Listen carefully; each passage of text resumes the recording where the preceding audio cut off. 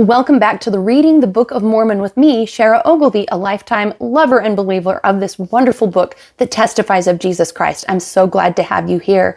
Now, we are on chapter 17 in Mosiah in the Book of Mormon, which is a series of, right now we're in the middle of a series of chapters about a prophet named Abinadi. If you want to hear the whole story arc of Abinadi, go back to Mosiah Chapter 12 and review 12, 13, 14, 15, 16, and now 17 is the final chapter of what Abinadi is up to. Abinadi was a prophet that came and approached the king at the time and some of his wicked so-called priests that were not obeying the law of God. They were being very wicked, and he is testifying to them that they need to repent.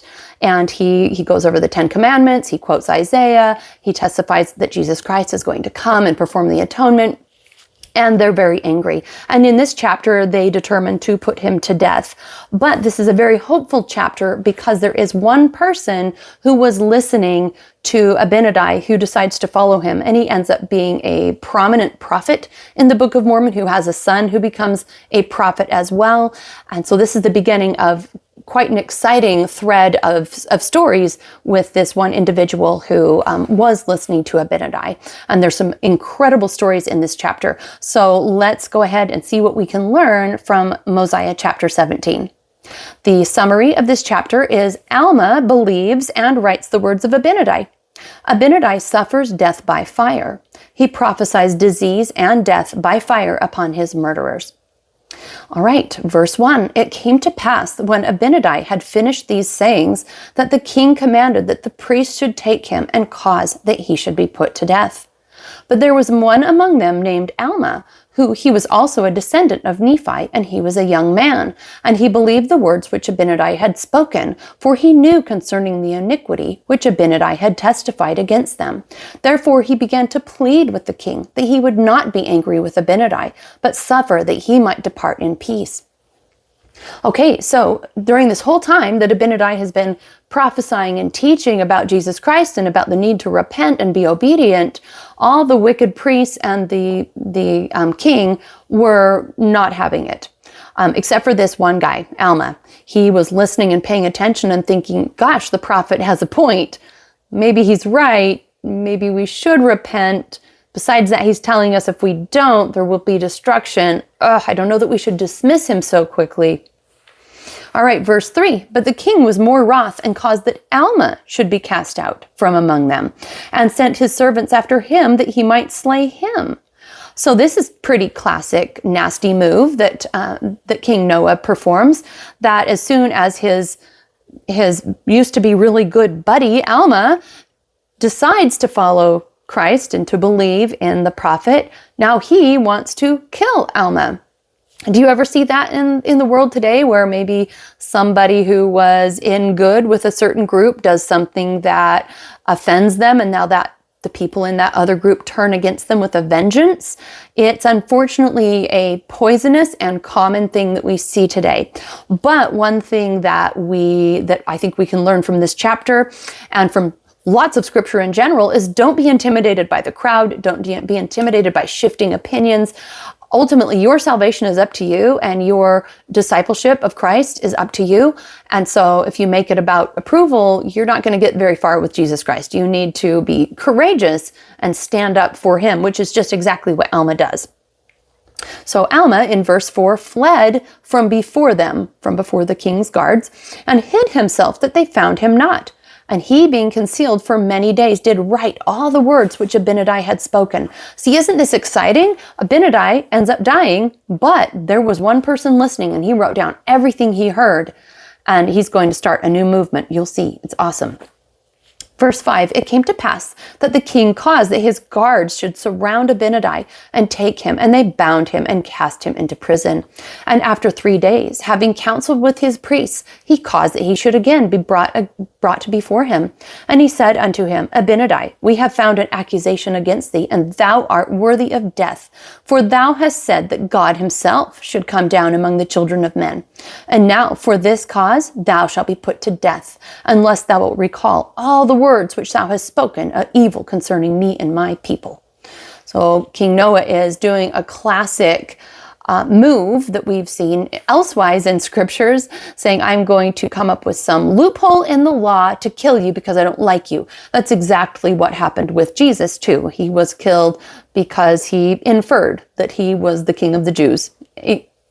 Among other things. There were lots of little nuances there, but it was not a fair trial. It was not actual guilt that he was killed for. He was killed for being inconvenient. And it's the same thing with Abinadi here.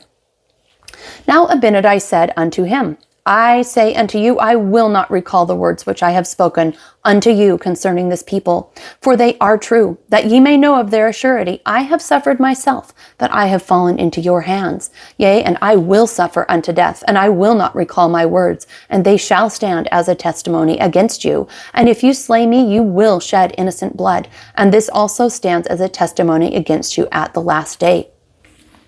Now that is a powerful testimony. That is a man who is unafraid. And I've often thought, would I have the strength to be a martyr like that? If it came down to it, which I don't think most of us are ever going to, be asked to do that. But this is so powerful that he says, I have allowed myself to fall into your hands so that my testimony will be sealed with my blood, and that you are shedding innocent blood if you shed my blood. Now that was really so powerful that here in verse 11, King Noah was about to release him, for he feared his word. He feared that the judgment of God would come upon him.